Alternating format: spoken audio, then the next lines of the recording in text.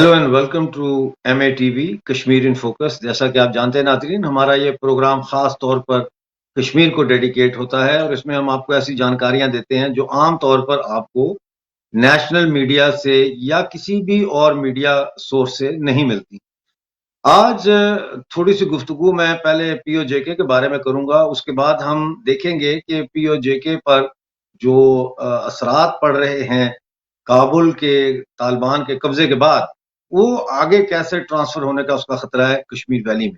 हम इंतजार कर रहे हैं मेजर जनरल GD बख्शी का कि वो हमें ज्वाइन करें। उन्होंने हमें शो के दौरान ज्वाइन कर लिया तो फिर हम उनसे भी ये सवाल करेंगे, क्योंकि एक और टीवी चैनल को इंटरव्यू दे रहे हैं। अगर वो वहां से हमें ज्वाइन करेंगे तो ये हमारे लिए एक बहुत अच्छी बात होगी। ना बताता चलूं कि पाकिस्तानी मकबूजा जम्मू की एक इलाके में जिसको हम धीर कहते हैं, वहां पे बहुत बात पैदा हो गई है हेल्थ डिपार्टमेंट में, क्योंकि डॉक्टर्स तनख्वाह के बावजूद ड्यूटियों पर नहीं आ रहे और वहां की अंजुमन यानी ट्रेडर्स एसोसिएशन और ट्रांसपोर्ट एसोसिएशन ने वहां की सिविल सोसाइटी करने का ऐलान किया है और उन्होंने कहा है कि अगर डॉक्टर्स जो है नहीं आते ड्यूटी पे विद इन 48 आवर्स तो उनके पास और कोई चारा नहीं रहेगा सिवाय इसके वो शटर डाउन स्ट्राइक करें। और ट्रांसपोर्टर्स ने ये कहा है और जो ताजिर हैं उन्होंने कहा है कि फिर पहिया जाल होगी धीरकोट में। नाजरीन, इसके साथ साथ एक रिपोर्ट शाया हुई है, यह है कि कलाकी एक गांव है और ये गांव जो है कलाकी का, ये बाग के पास है और हवेली का है ये। और इस हवेली के गांव कलाकी में ना बिजली है, ना पानी है, ना सड़कें हैं, ना कोई रूरल हेल्थ सेंटर है, ना कोई स्कूल है और ये पत्थर के जमाने में रह रहा है। तो so much for Imran Khan तब्दीली का नारा। और अब जो PTI की गवर्नमेंट वहां बनी है तो वो जश्न में ज्यादा मसरूफ हैं और जो सदर बनाए गए हैं बैरिस्टर सुल्तान महमूद, वो एक दो दिन में मीरपुर शहर जा रहे हैं जहां से उनका ताल्लुक है और वहां पे 3 रोजा जश्न का एहतमाम किया गया है। यानी कि इसके ऊपर करोड़ों रुपया खर्च होगा, लेकिन लोगों की जो दाद रसी है वो नहीं की जाएगी। इंपॉर्टेंट इंफॉर्मेशन मैं आपके साथ शेयर करना चाहूँ कि पाकिस्तान आर्मी ने पाकिस्तान जम्मू कश्मीर के जो रूरल एरियाज हैं, दूर अफ्ताद हैं, वहां पे फ्री मेडिकल क्या आने। नाज़रीन, ये बड़ी एक अचंभे की बात है। बजाय इसके कि वो हेल्थ सेक्टर में कोई इन्वेस्टमेंट के लिए कोशिश करें, वहां के अस्पतालों की हालत बेहतर करें, गायनाकोलॉजिस्ट फराहम करें, हमारी औरतें मरती हैं डेली बेसिस पे ड्यूरिंग चाइल्ड बर्थ, वो ये फ्री मेडिकल कैंप लगा रहे हैं। तो इसके पीछे क्या है, हमें ये पता चला है लोकल आबादी से कि वहां पे पाकिस्तान आर्मी जो मेडिकल कैंप्स लगा रही है, असल में उसका मकसद रूरल एरिया के जो लोग हैं उनका डेटा कलेक्ट करना है, ताकि वो ये नजर रख सकें कि इन इलाकों में कौन लोग हैं और उनका एज ग्रुप क्या है। क्योंकि आप जानते हैं कि POJK में बड़े पैमाने पर इस वक्त जो है पाकिस्तानी फौज और पाकिस्तानी सरकार के खिलाफ एक नफरत के जो जज्बात हैं वो उभर रहे हैं, जो गाय बगाए देखने में भी आते हैं। नाजरीन, कल जैसा कि आप जानते हैं 6 सितंबर को पाकिस्तान में यौम दिफा मनाया जाता है। हैरत की बात यह है कि इस यौम दिफा का जो दिफा है वो किससे दिफा किया जा रहा था और कब किया जा रहा था। नाज़रीन, मेरा ख्याल है जरूरी है, चूंकि ये यौम दिफा का बराह रास्त ताल्लुक कश्मीर से है, इस पर थोड़ी सी गुफ्तगू कर ली जाए। 1965 का साल था, 1 सितंबर का दिन था कि अचानक सुबह सवेरे यानी डॉन के टाइम पे, सहरी के टाइम पे, एक बड़ी तादाद में बंदूक बरदार, सफेद कपड़ों में लोग बंदूक बरदार जो है वो पाए गए कश्मीर के अंदर। तो देहातों में तो सुबह सुबह लोग खेतों में जाते हैं, वहां खेतों में हल चलाते हैं, धूप बहुत तेज हो तो उससे पहले वो चाहते हैं अपना काम खत्म कर लें। आम देहातों में सुबह सुबह हल चलाए जाते हैं या फसलों की कटाई सुबह की जाती है या शाम को की जाती है, मतलब है कि आफ्टर 3 o'clock की जाती है। तो किसी ने जब देखा कि ये अजनबी लोग कौन हैं, तो उन्होंने उनमें से एक नौजवान ने भाग के एक भारतीय सेना की check border security force actually, उनको खबरदार किया कि बहुत तादाद में बंदूकों वाले लोग हमें दिखाई दिए हैं जिनका ताल्लुक हमारे इलाके से नहीं। भारतीय बॉर्डर सिक्योरिटी फोर्स चौकन्ना हो गई। उन्होंने अपने फौजी यूनिट को इतला की। फौजी यूनिट ने जब पता किया तो मालूम हुआ कि पाकिस्तानी फौज सफेद कपड़ों में मलबूस बंदूकें लेके कश्मीर में दाखिल होने की कोशिश कर रही है, बल्कि दाखिल हो भी गई है। और उनकी कोशिश ये है कि वो किसी तरीके से एक मसनूई यानी कि आर्टिफिशियल अपर राइजिंग स्टेज करें वहां, और दुनिया यानी यूनाइटेड नेशंस को और दूसरे मुल्कों को ये दिखाया जाए कि कश्मीर के लोग बगावत पे उतर आए। खैर, उनकी पिटाई हुई, उनको भगाया वहां से, और उनको उनका वो प्लान फेल हो। इस प्लान को ऑपरेशन जिब्राल्टर के नाम से याद किया जाता है। लेकिन एक प्लान बी भी था, जो उस वक्त के फील्ड मार्शल सदर अयूब खान, जिन्होंने कोई जंग तो जीती नहीं लेकिन फील्ड मार्शल उन्होंने अपने आप को कहलवाया, तो उन्होंने दूसरा प्लान बी ग्रैंड स्लैम जो है वो शुरू किया, और उन्होंने फिर कश्मीर के ऊपर बाकायदा एक अटैक किया, ये कहकर कि अटैक भारत ने किया है। हालांकि भारत ने अटैक नहीं किया था। भारत उन घुसपैठियों के पीछे गई थी जिनको पाकिस्तानी फौज ने अपने सिपाहियों को और अपने छोटे जेसीओज को, पाकिस्तानी फौजी जो थे उनको सफेद कपड़े पहनाकर कश्मीर में दाखिल किया था। तो हमला तो पाकिस्तान ने किया। अब जब पाकिस्तान हमला करता है तो दिफा तो फिर भारत कर रही है। लेकिन मैं कहता हूं कि कमाल है पाकिस्तानी फौज को, इसमें वो उर्दू का लफ्ज है, इसमें यदे तुला हासिल है कि कैसे झूठ को सच और सच को झूठ दिखाया जाए। लिहाजा 65 की जंग, ये ड्रामेबाजी जो की गई कि भारत ने हमला किया, और ये यौम दिफा जो मनाया जाता है, ये यौम पटाई होना चाहिए। हमारे साथ जुड़ चुके हैं जीडी मेजर जनरल हैं, पॉलिटिकल एनालिस्ट हैं। हमारा स्वागत है जी आपका, आपने टाइम निकाला, आपका इतना बिजी शेड्यूल होता है। थैंक यू आपको हमारी आवाज,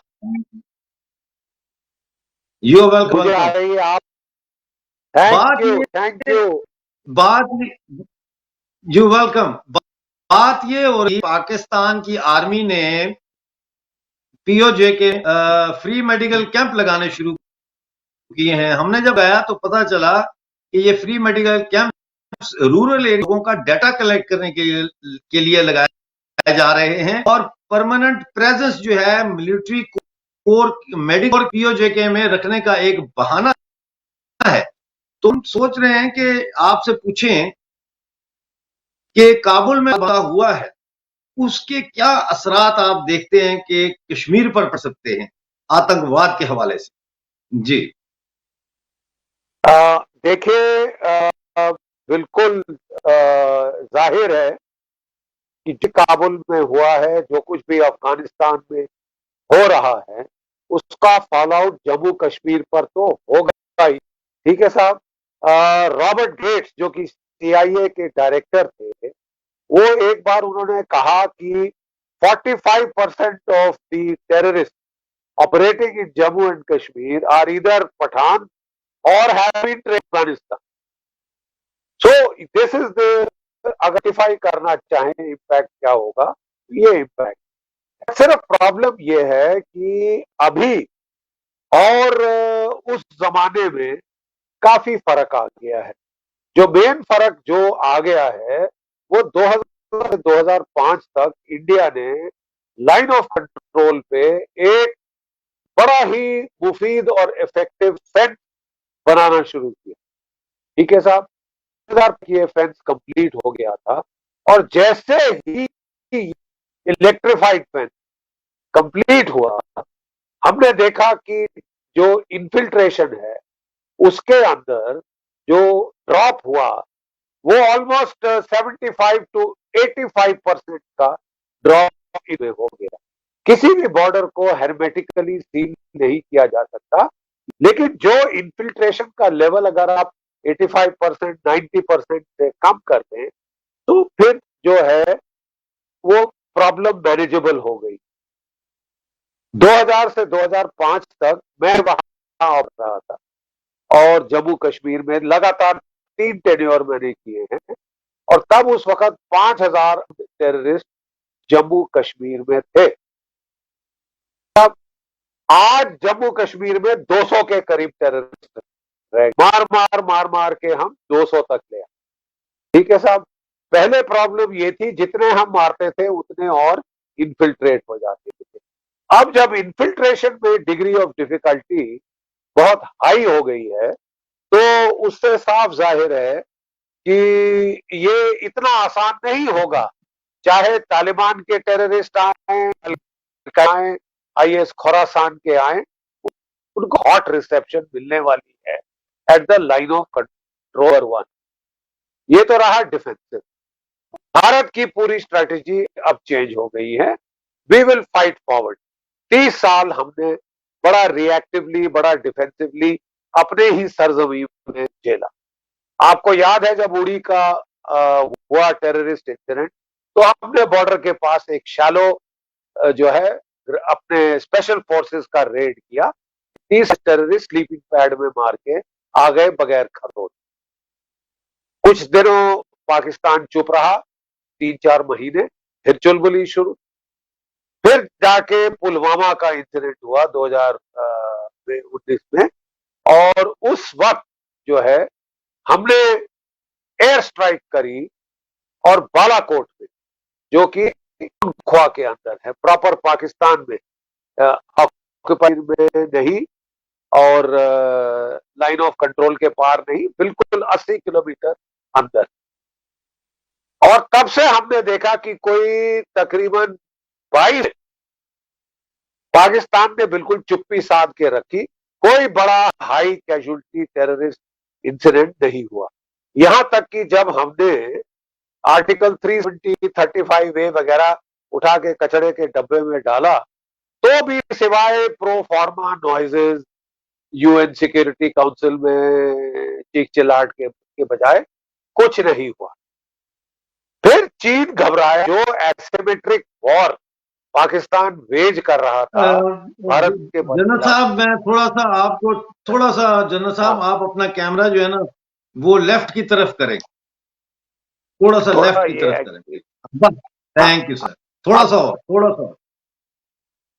और, ओके, बस, हाँ यहाँ ठीक। Thank you sir, thank you.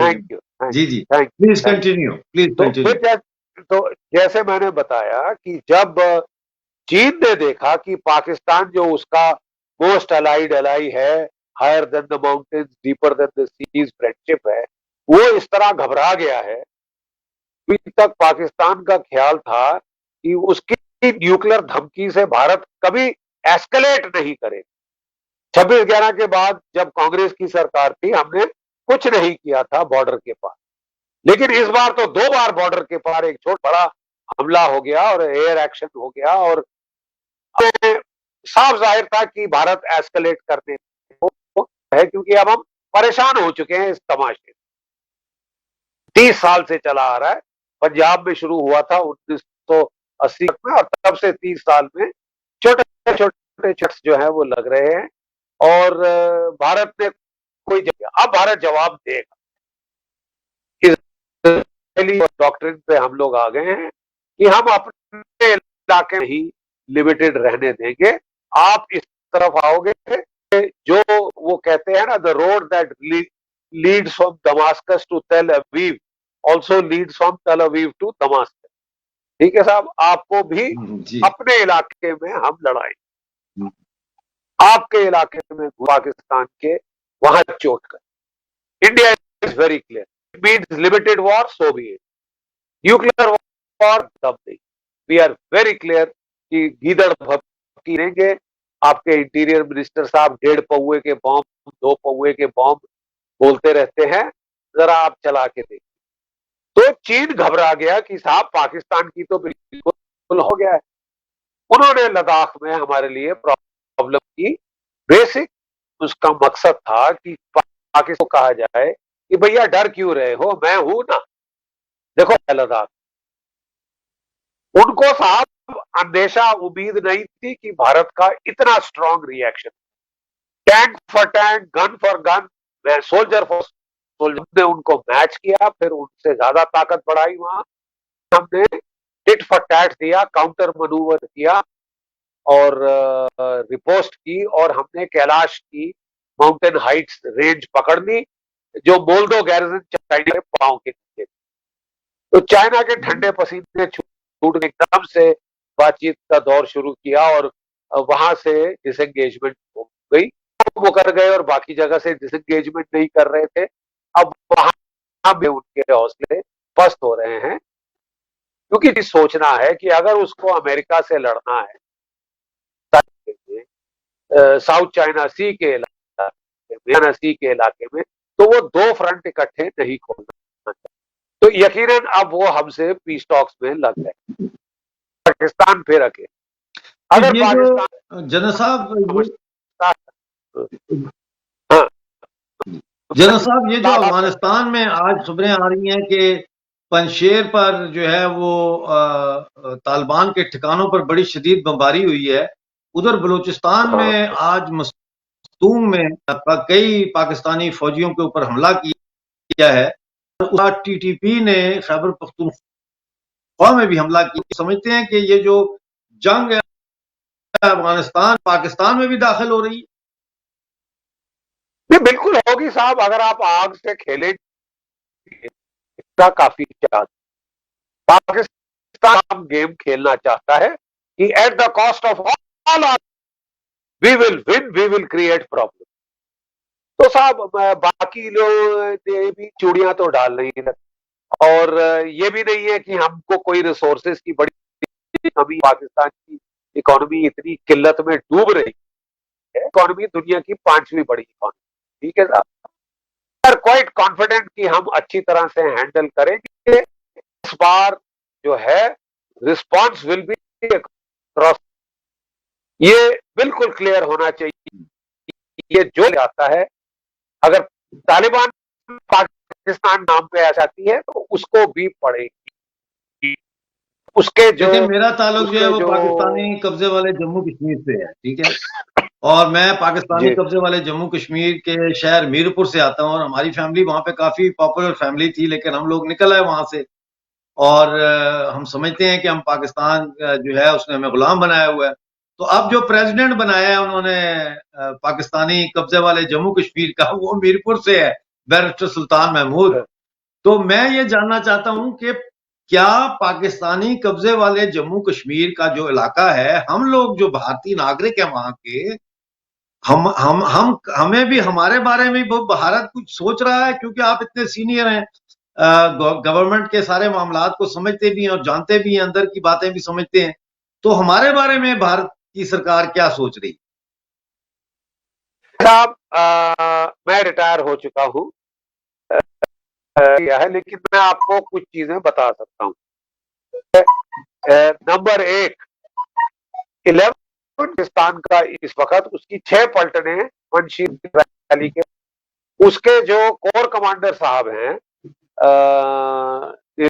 क्या नाम है, नदीम साहब जो है, चलिए खैर जो भी नाम है उनका ज्यादा बेहतर जानते होंगे, आप भी जानते हैं। 11 और उनके जो एसएसजी ग्रुप जो कमांडर अदिल रहमानी, वो बड़ा साहब बड़ा नुकसान हो रहा है, बड़ी कैजुअलिटीज हो रही हैं, 11 पर आगे बढ़े। ये सारी मुज़ाकरात उन्होंने शुरू करी। जनरल साहब मेरे पास सिर्फ 30 सेकंड रह गए हैं, 30 सेकंड रह गए हमारे शो ये चाहता हूँ, पीओजे का बताएं। नहीं, पीओके का ही मैं आपको बता रहा हूँ। कोर जो है वो पीओके के लिए डेजिग्नेटेड है, में वो पीओके में आता है। इस वक्त वो फंसा हुआ है, पंचशील के आगे, ठीक है साहब, 400 450 दूर। इससे अच्छा सुनहरा मौका पीओके को लेने का भारत के पास दूसरा नहीं था। मैं यहाँ इसके आगे मैं नहीं बोलूंगा, वाले समझ गए हैं, ना समझे वो। Thank you very much general साहब, आज हमारे साथ जुड़ने का आपका बहुत बहुत शुक्रिया। इससे बेहतर पीओजे को साथ जोड़ने का बेहतरीन मौका शायद बहुत अरसे तक हमें मुयसर ना हो। नाज़रीन, आज का शो देखने का बहुत शुक्रिया। अब आपसे मुलाकात होगी थर्सडे को यूके टाइम 6:30 बजे। देखते रहिए MATV।